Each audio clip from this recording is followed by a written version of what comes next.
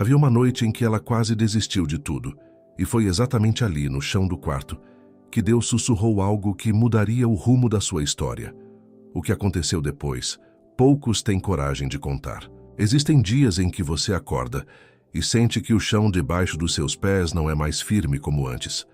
As contas continuam chegando, o corpo já não responde como antigamente, algumas amizades se foram, e talvez até uma parte do seu coração tenha ficado enterrada em alguma despedida que você ainda não superou. E no meio de tudo isso, uma pergunta insiste em voltar. Por que isso está acontecendo comigo agora? Por que exatamente esta fase, neste momento da minha vida? Eu preciso te dizer uma verdade que talvez ninguém tenha tido a coragem de te contar até hoje. Nada disso é acaso. Nenhuma noite mal dormida, nenhuma perda, nenhuma espera que parece não ter fim. Deus não é um espectador distante que observa sua vida de longe, indiferente ao que você atravessa. Ele está tecendo neste exato instante algo que os seus olhos ainda não conseguem enxergar por inteiro. O profeta Jeremias escreveu no capítulo 29, versículo 11 do seu livro, que o Senhor conhece os planos que tem para o seu povo, planos de paz e não de mal, para lhe dar um futuro e uma esperança. Repare que essa promessa não foi feita num templo dourado, cercado de conforto. Foi escrita para um povo exilado, longe de casa, vivendo o que parecia ser o pior capítulo de sua história. E foi justamente ali, na dor do exílio, que Deus falou sobre propósito. Talvez você esteja no seu próprio exílio agora. Talvez seja uma doença que não tem explicação médica clara, um casamento que já não sabe mais para onde caminha, um filho que se afastou, ou simplesmente uma sensação constante de estar cansado de lutar sozinho. Eu quero que você entenda uma coisa.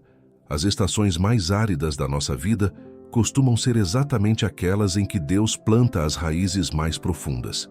Pense em José, filho de Jacó. Ele foi vendido pelos próprios irmãos, arrastado como escravo para uma terra estrangeira, acusado injustamente e esquecido numa prisão por anos. Se alguém tivesse perguntado a José, no fundo daquele calabouço, qual era o propósito de tudo aquilo, ele provavelmente não teria uma resposta. Mas o tempo revelou o que os olhos de José, naquele momento, não conseguiam ver. Ele mesmo disse aos irmãos mais tarde, no livro de Gênesis, capítulo 50, versículo 20, que eles haviam planejado o mal contra ele, mas Deus tinha transformado aquilo em bem para que se cumprisse o que hoje se vê, a preservação de muita gente com vida. Charles Spurgeon, esse homem que Deus levantou para pregar com um fogo que atravessa gerações, dizia que as provações são a lima de Deus e que ele usa essa lima para polir os vasos que pretende usar de maneira notável. Spurgeon conhecia bem a dor. Ele mesmo lutou contra uma depressão profunda ao longo de boa parte do seu ministério e ainda assim subia ao púlpito e pregava com uma autoridade que só quem sofreu e não desistiu pode carregar. Ele dizia que não temia tanto os ataques do inimigo quanto temia a prosperidade fácil, porque foi no vale e não no topo do monte que ele aprendeu a conhecer verdadeiramente o coração de Deus. Pense também em Jó, um homem descrito como íntegro e reto, temente a Deus e que mesmo assim viu tudo o que possuía desmoronar num único dia. Filhos, bens, saúde, tudo lhe foi tirado quase ao mesmo tempo, e os amigos que vieram consolá-lo só conseguiram aumentar o seu tormento, com explicações rasas para um sofrimento que nem eles compreendiam. Jó chegou a amaldiçoar o dia do seu nascimento, chegou a questionar Deus abertamente, e ainda assim, no fim da sua história, ele afirma algo que atravessa os séculos, que antes ele conhecia Deus apenas de ouvir falar, mas depois daquela provação, seus próprios olhos o viram. A dor de Jó não foi um castigo, foi o caminho por onde ele passou a enxergar Deus de um jeito que a vida tranquila jamais teria permitido. Talvez seja exatamente isso que está acontecendo com você agora. Você está sendo conduzido, mesmo sem perceber, de um conhecimento distante sobre Deus, para um encontro mais próximo, mais real, mais pessoal. E esse tipo de encontro quase nunca acontece na comodidade. Ele acontece na estrada estreita, no vale, quando ninguém mais está de pé com você além do próprio Deus. Isso muda alguma coisa em você? Porque muda em mim toda vez que me lembro disso. A fase que você está vivendo agora, por mais confusa, dolorosa ou incompreensível que pareça, está sendo usada. Você não é uma vítima do acaso. Você é alguém que está sendo formado, ainda que essa formação doa. O apóstolo Paulo, escrevendo aos Romanos, no capítulo 8, versículo 28, deixou um dos versículos mais repetidos e, ao mesmo tempo, mais mal compreendidos da Bíblia. Ele não disse que todas as coisas são boas. Ele disse que todas as coisas cooperam para o bem daqueles que amam a Deus, daqueles que são chamados segundo o seu propósito, cooperam, como ingredientes amargos que, separados, ninguém comeria, mas que, misturados pela mão certa, na hora certa, se tornam algo que sustenta e nutre. Eclesiastes, no seu 3º capítulo, nos lembra que há tempo para tudo debaixo do céu. Tempo de plantar e tempo de colher, tempo de chorar e tempo de rir, tempo de abraçar e tempo de se afastar do abraço. Se você está numa estação de choro agora, isso não significa que Deus se esqueceu de você. Significa que você está exatamente onde uma parte necessária da sua história está sendo escrita. Eu sei que isso não tira a dor de imediato. Sei que ouvir que existe um propósito não faz a saudade diminuir, nem faz a conta bancária fechar, nem devolve o que foi perdido. Mas existe uma diferença enorme entre sofrer sem sentido e sofrer sabendo que aquilo está sendo trabalhado por uma mão que não erra. Uma coisa esmaga, a outra, mesmo doendo, fortalece. Fique comigo até o final deste vídeo, porque nos próximos minutos eu vou te mostrar sinais claros de que você está sendo preparado, não abandonado, e como reconhecer a voz de Deus no meio do silêncio que às vezes essa fase impõe. Antes de seguirmos, se essa palavra já está tocando alguma fibra dentro de você, se inscreva agora aqui no canal.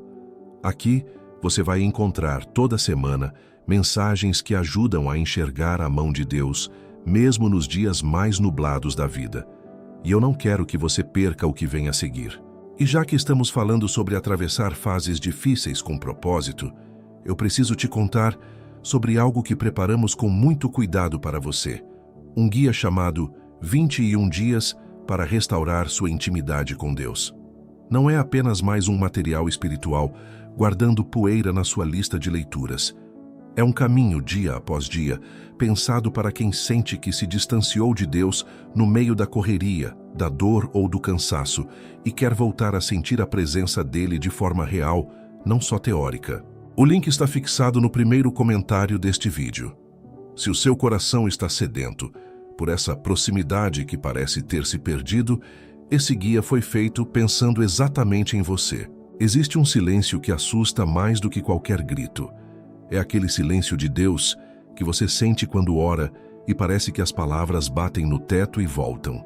Você pede um sinal, pede uma resposta, pede só um pouco de clareza sobre o que está vivendo, e o que recebe muitas vezes é apenas o som dos seus próprios pensamentos ecoando no quarto vazio. Eu quero te mostrar algo que pode mudar completamente a forma como você enxerga esse silêncio. O primeiro sinal de que você está sendo preparado e não abandonado é justamente esse: o silêncio que precede a transformação. Antes de qualquer grande obra de Deus registrada nas Escrituras, houve um período de espera que, aos olhos humanos, parecia vazio. Abraão esperou 25 anos entre a promessa de um filho e o nascimento de Isaque. 25 anos de silêncio aparente, enquanto o corpo de Sara envelhecia e a esperança humana se esgotava. E, no entanto, foi justamente nesse tempo de espera que a fé de Abraão deixou de ser apenas uma crença e se tornou o alicerce sobre o qual toda uma nação seria construída. Talvez você esteja numa espera parecida agora. Um diagnóstico que ainda não tem resposta, uma reconciliação que ainda não aconteceu, um emprego que ainda não chegou, um filho que ainda não voltou para casa. E o silêncio de Deus, nesse meio tempo, dificilmente significa ausência. Muitas vezes significa que algo está sendo formado nos bastidores, algo que os seus olhos não conseguem enxergar porque ainda não é a hora de ver. O segundo sinal é a intensidade da luta que você tem enfrentado. Já reparou que, quanto mais perto você chega de um propósito maior, mais forte parece ficar a resistência ao seu redor? Isso não é coincidência. O livro de Efésios, no seu 6º capítulo, nos ensina que a nossa luta não é contra carne e sangue, mas contra os poderes e as autoridades espirituais deste mundo de trevas. Quando você sente que tudo está conspirando contra a sua paz, contra o seu casamento, contra a sua saúde emocional, é bem possível que você esteja mais perto de um avanço espiritual do que imagina. O inimigo não perde tempo atacando quem já está estagnado. Ele reserva sua fúria para quem está prestes a se levantar. O terceiro sinal é a mudança que você percebe dentro de si mesmo, ainda que a situação ao redor continue igual. Você já notou que, apesar de tudo continuar difícil, alguma coisa em você já não reage da mesma forma que reagia antes? Uma paciência nova com pessoas que antes te tiravam do sério, uma paz que não faz sentido diante do caos, uma capacidade de orar que antes você nem sabia que tinha. Isso é a evidência mais clara de que Deus está trabalhando, não no seu ambiente, mas em você. E muitas vezes, Ele precisa primeiro mudar quem você é antes de mudar aquilo que está ao seu redor, porque a bênção que Ele reserva exige uma pessoa diferente da que iniciou essa jornada. O profeta Isaías, no capítulo 43, versículo 19, escreveu que Deus está fazendo uma coisa nova e que ela está brotando, mesmo que você ainda não a perceba. Repare na palavra brotando. Uma semente que brota não faz barulho. Ela trabalha debaixo da terra, escondida, longe dos olhos, enquanto todo o processo de vida acontece ali, invisível, silencioso, mas absolutamente real. Se você está numa fase que parece não ter movimento nenhum, é bem provável que o movimento esteja acontecendo exatamente onde você não consegue ver, nas raízes. Agora, como reconhecer a voz de Deus nesse período de silêncio? A primeira coisa que preciso te dizer é que a voz de Deus quase nunca grita mais alto do que o caos ao seu redor. O profeta Elias, depois de uma vitória extraordinária sobre os profetas de Baal, caiu numa depressão profunda e fugiu para o deserto desejando morrer. E quando Deus finalmente se manifestou a ele, não estava no vento forte que despedaçava os montes, não estava no terremoto, nem no fogo. Deus estava numa voz mansa e delicada, quase um sussurro. Isso nos ensina algo essencial. Se você está esperando um milagre barulhento, uma resposta espetacular, talvez esteja perdendo o sussurro que já está sendo dito, todos os dias, através da sua consciência, de uma palavra lida na hora certa, de um verso que toca fundo, de uma paz repentina que desce sobre você sem explicação lógica. A segunda forma de reconhecer essa voz é observar a consistência daquilo que toca o seu coração ao longo do tempo. Deus raramente fala uma única vez. Ele repete o mesmo tema, através de caminhos diferentes, até que você preste atenção. Se um determinado assunto continua voltando na sua vida, através de conversas, de leituras, de pregações, de situações que se repetem, é bem provável que Deus esteja tentando te dizer algo específico, e a repetição não é coincidência, é insistência de quem ama e não desiste de ser ouvido.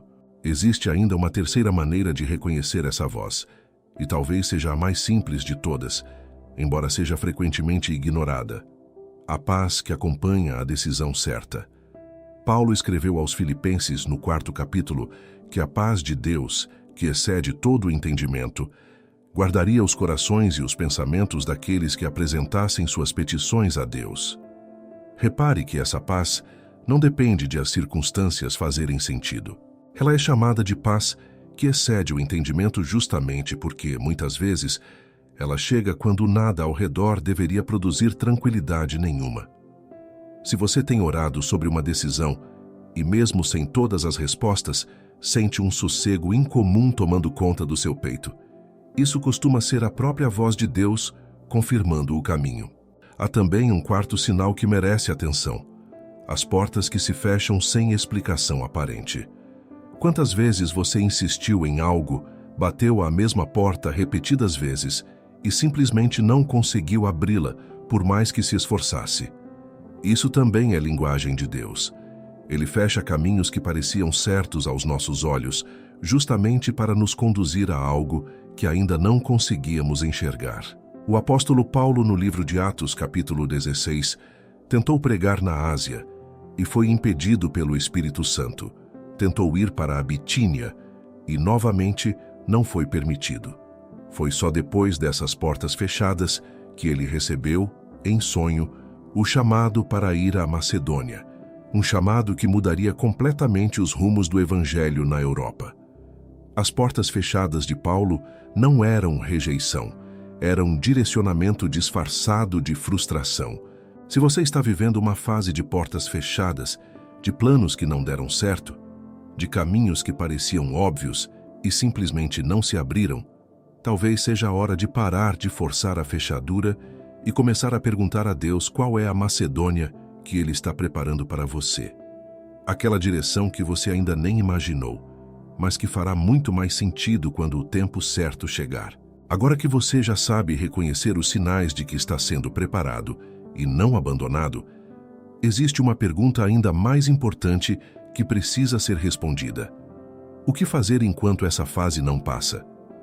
Porque saber que há um propósito é uma coisa, mas atravessar o dia a dia com essa dor ainda presente é outra completamente diferente. A primeira atitude que quero te propor é a mais difícil de todas: parar de lutar contra o tempo de Deus. Nós vivemos numa cultura que nos ensinou a resolver tudo rápido, a buscar respostas instantâneas, a odiar qualquer coisa que exija espera. E quando levamos essa mesma pressa para a nossa vida espiritual, criamos uma frustração desnecessária, porque Deus simplesmente não opera dentro da lógica da urgência humana. O livro de Abacuque começa com o profeta gritando a Deus, perguntando até quando ele clamaria por socorro sem ser ouvido, até quando veria injustiça ao seu redor sem que Deus interviesse. E a resposta que ele recebe não é imediata.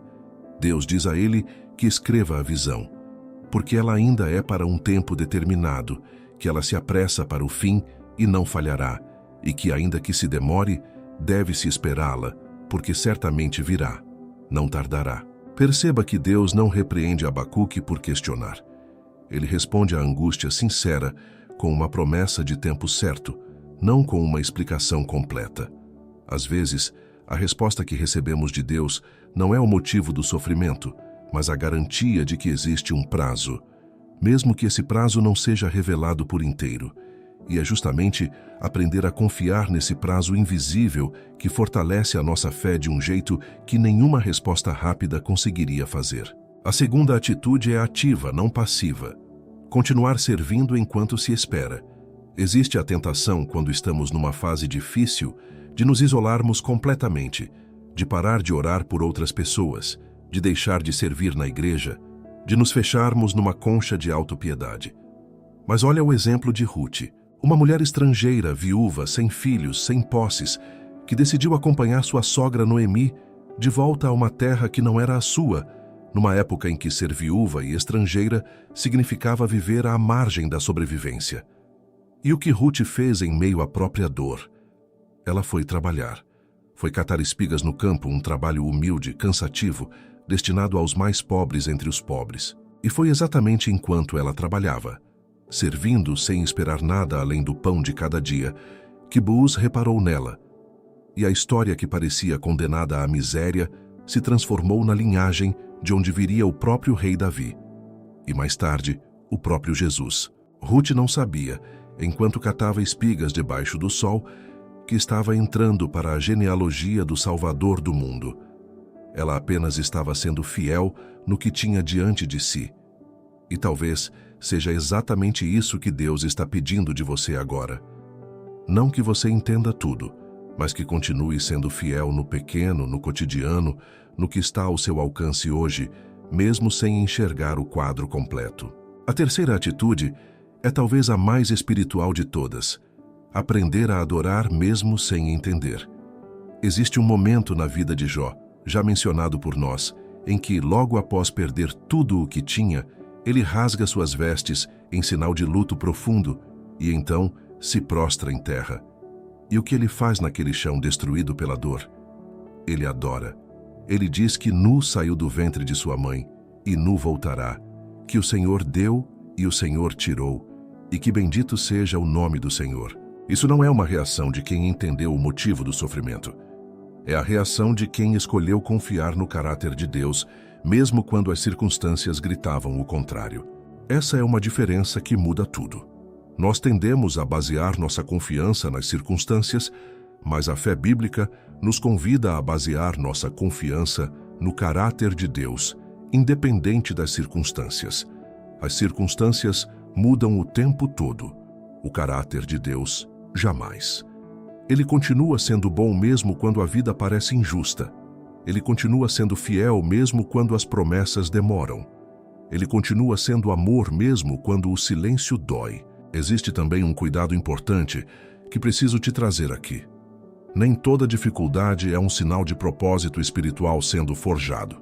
Às vezes, enfrentamos consequências diretas de escolhas erradas, nossas ou de outras pessoas ao nosso redor, e é preciso ter discernimento para diferenciar entre a disciplina que corrige e a provação que refina. Tiago, em sua carta, no 1º capítulo, nos orienta a considerar tudo alegria quando passarmos por várias provações, sabendo que a provação da nossa fé produz perseverança, e que essa perseverança deve ter ação completa, para que sejamos perfeitos e completos, sem deficiência alguma. Note que ele não pede alegria pela dor em si, mas pela obra que a dor está realizando dentro de nós. Se você está numa fase de correção, o convite é o arrependimento e a mudança de rota. Mas se você está numa fase de refinamento, sem que haja pecado evidente causando aquilo, o convite é a perseverança com esperança, sabendo que existe um propósito específico sendo formado, ainda que oculto por enquanto. Existe ainda uma quarta atitude, quase sempre esquecida por quem atravessa tempos difíceis: cultivar gratidão pelo que ainda permanece, mesmo cercado pelo que foi perdido. Isso não significa fingir que está tudo bem, nem negar a dor real que você sente. Significa apenas recusar deixar que a perda apague completamente o que ainda existe de bom ao seu redor. Paulo, escrevendo aos Tessalonicenses, pede que deem graças em tudo, porque essa é a vontade de Deus para aqueles que estão em Cristo. Repare que ele não pede gratidão por tudo, como se toda dor fosse motivo de celebração, mas gratidão em tudo, ou seja, mesmo dentro das circunstâncias difíceis, ainda existem motivos concretos para agradecer, e escolher enxergá-los é um ato de resistência espiritual contra o desespero. Quando você força os olhos a procurar o que ainda resta de bom, mesmo numa fase de escassez, algo se transforma dentro do seu coração. A amargura perde espaço. A esperança encontra uma brecha para respirar, e aos poucos você percebe que, mesmo no meio do deserto, existem poços que você ainda não tinha notado, porque estava olhando apenas para a areia. Quero te contar sobre a viúva de Sarepta, mencionada no 1º livro de Reis. Ela vivia uma seca severa, tinha apenas um punhado de farinha e um pouco de azeite, o suficiente para preparar uma última refeição para ela e seu filho, antes de, segundo suas próprias palavras, morrerem de fome. E foi justamente nesse momento de escassez extrema que o profeta Elias chegou pedindo que ela preparasse comida primeiro para ele. Humanamente, seria um pedido absurdo, quase cruel, mas ela obedeceu. E a partir daquele ato de fé em meio à falta, a farinha e o azeite não se acabaram durante todo o período da seca. O milagre não aconteceu antes da obediência. Ele aconteceu através dela, exatamente no ponto onde ela achava que não tinha mais nada a oferecer. Essa história da viúva de Sarepta me faz pensar em quantas vezes nós escondemos o pouco que ainda temos, com medo de que, se dermos, se arriscarmos, se confiarmos, tudo acabe de vez. E, no entanto, é justamente no gesto de confiança, mesmo em meio à escassez, que Deus costuma abrir as portas que pareciam trancadas para sempre.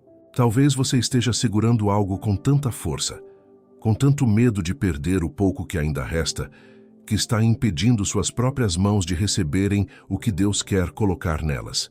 Quero falar agora sobre um tema que poucos têm coragem de abordar com honestidade: a raiva de Deus. Sim, a raiva. Porque existe um momento no meio dessas fases difíceis em que a dor se transforma em revolta, e a revolta muitas vezes é direcionada ao próprio Deus. Você já sentiu isso? Já orou com os dentes cerrados, quase acusando Deus de ter permitido algo que você considerava injusto? Eu preciso te dizer que isso não te torna um crente fraco, nem um filho rebelde. Os salmos estão cheios de orações assim. Davi chega a perguntar a Deus no Salmo 22 por que ele o desamparou, por que está tão longe do seu socorro, longe das palavras do seu gemido.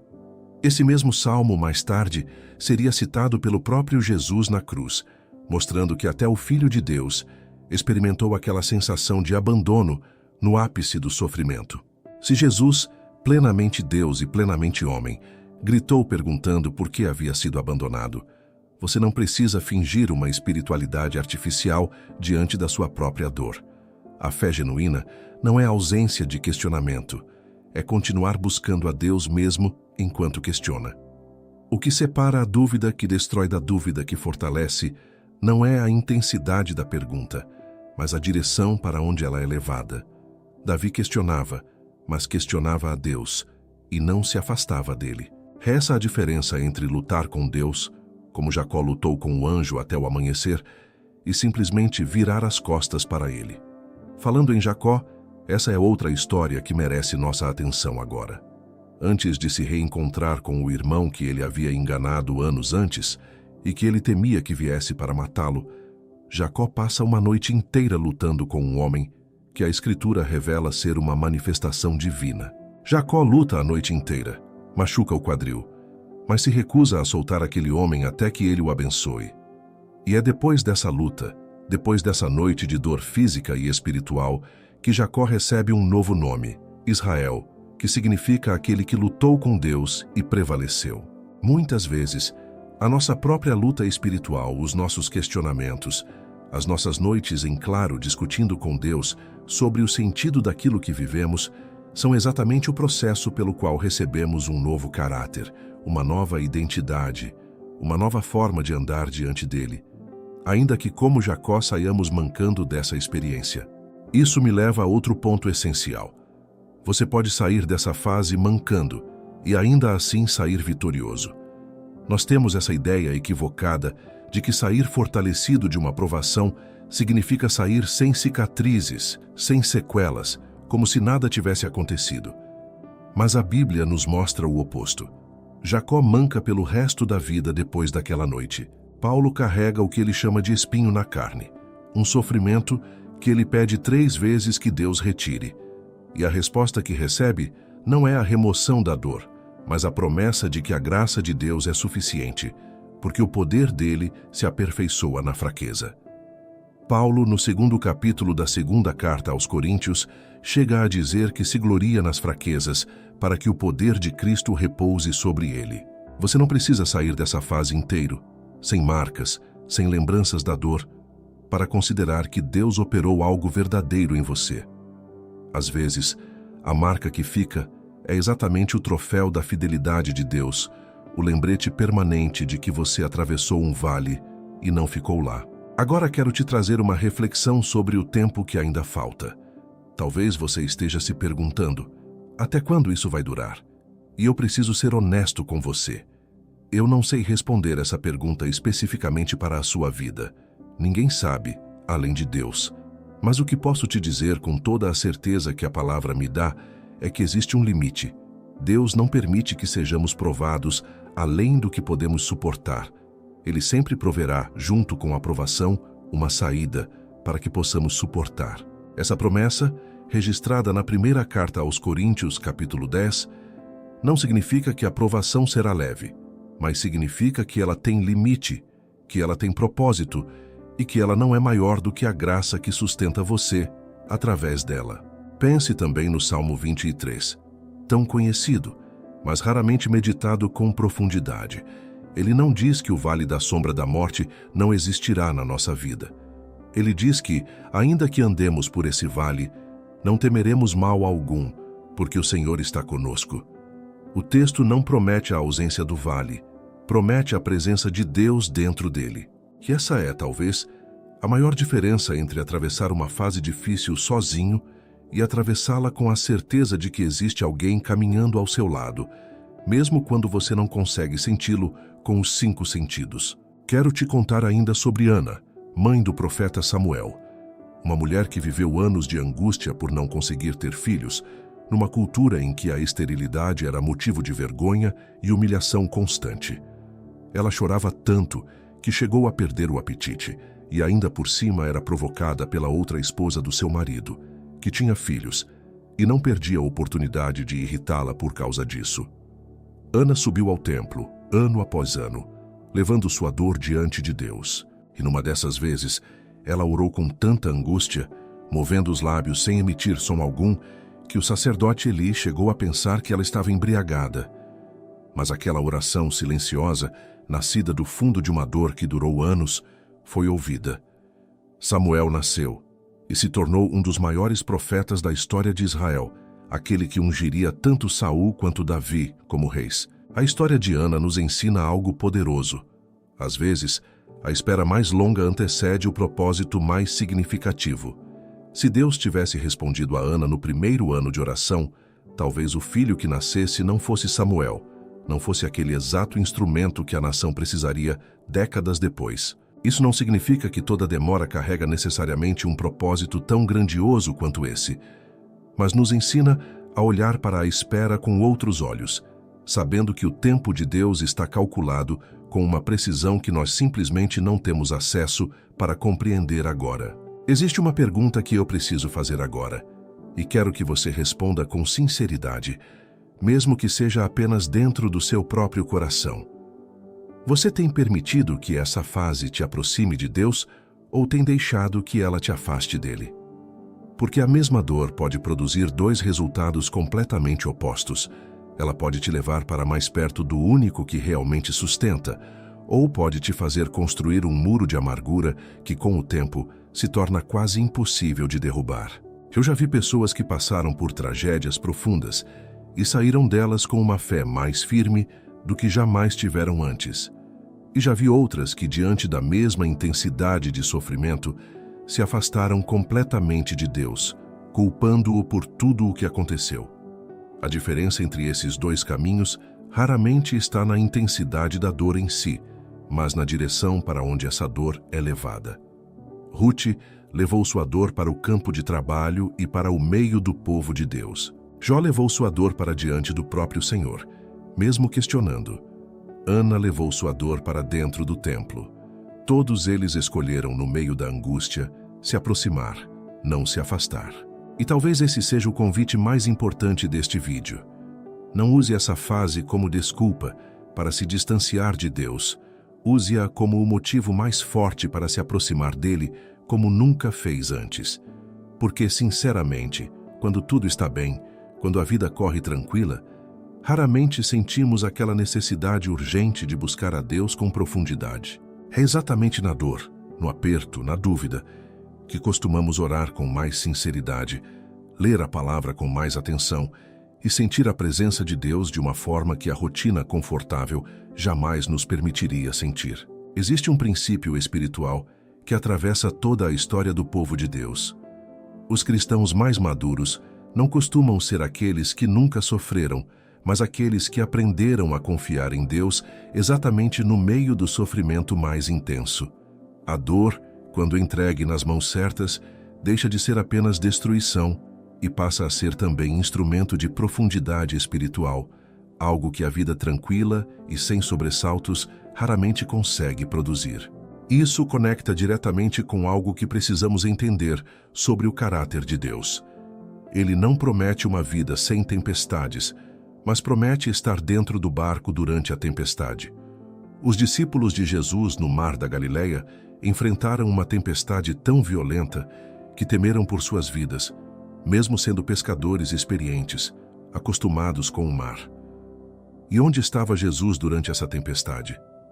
Dormindo, na popa do barco. Eles o acordaram desesperados, perguntando se ele não se importava que estivessem perecendo. E Jesus, depois de acalmar o vento e o mar com uma única palavra, fez uma pergunta que ecoa até hoje. Por que tinham tanto medo? Onde estava a fé deles? Repare que Jesus não impediu a tempestade de acontecer. Ele estava lá presente, mesmo dormindo, mesmo em silêncio aparente, e no momento certo, ele agiu.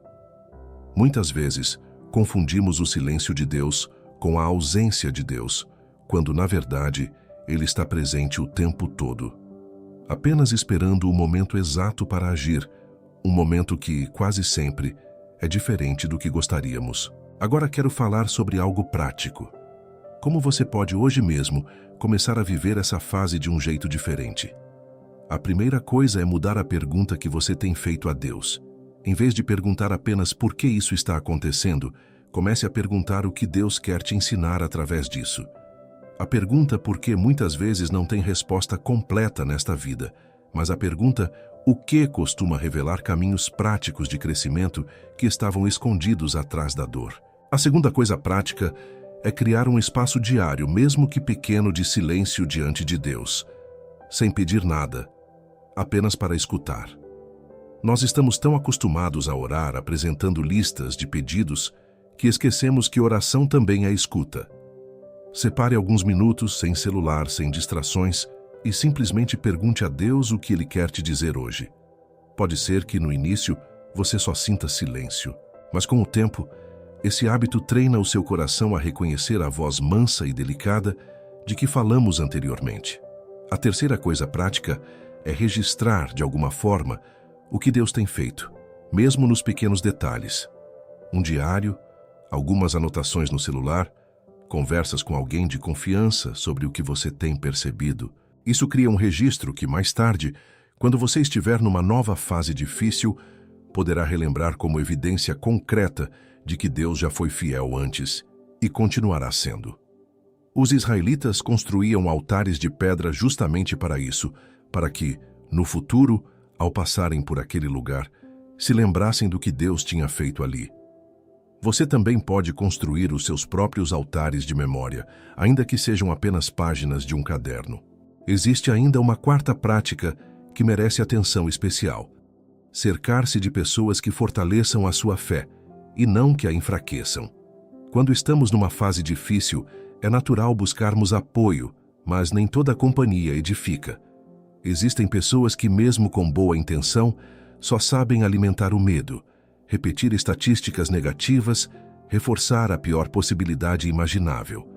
E existem outras que, mesmo sem minimizar a sua dor, conseguem te lembrar de quem é Deus no meio dela. Eclesiastes nos ensina que 2 são melhores do que 1, porque se um cair, o outro levanta o companheiro, mas ai daquele que cai sozinho e não tem quem o levante. Escolha, com sabedoria, quem caminha ao seu lado durante essa travessia, porque essa escolha pode determinar se você atravessa o vale fortalecido ou ainda mais ferido do que já estava. Moisés, quando liderava o povo de Israel no deserto, teve um momento em que sua força física simplesmente já não era suficiente. Durante uma batalha contra os amalequitas, enquanto Moisés mantinha os braços erguidos, Israel vencia. Quando ele baixava os braços cansado, o inimigo prevalecia. E o que aconteceu quando seus braços já não aguentavam mais ficar erguidos sozinhos? Arão e Hur, 2 homens ao seu lado, seguraram cada um de um lado, sustentando os braços de Moisés, até que o sol se pusesse e a vitória fosse conquistada. Moisés não venceu aquela batalha sozinho. Ele venceu porque havia pessoas dispostas a sustentar suas mãos quando elas já não tinham mais forças. Talvez você precise hoje identificar quem são os seus Arão e Hur, aquelas pessoas dispostas a sustentar você quando suas próprias forças já não bastarem. E, ao mesmo tempo, talvez você também seja chamado a ser esse tipo de apoio para alguém que está atravessando um vale ainda mais profundo do que o seu. Porque muitas vezes é justamente enquanto sustentamos os braços de outra pessoa que descobrimos forças que nem sabíamos que ainda tínhamos dentro de nós. Se essa palavra tocou você hoje, se algo dentro do seu peito se acalmou só um pouco, ao entender que essa fase tem propósito, eu quero te agradecer de coração por ter chegado até aqui comigo. Deixe seu like, comente aqui embaixo qual parte tocou mais fundo em você e se inscreva no canal, porque toda semana trazemos novas mensagens que vão ajudar a fortalecer a sua caminhada com Deus e o próximo vídeo já vai aparecer aí na sua tela. E antes de você ir, lembra do guia 21 dias para restaurar sua intimidade com Deus que mencionei? O link está fixado no primeiro comentário. Se você sente que precisa voltar a sentir Deus de perto, esse é o próximo passo. Te espero lá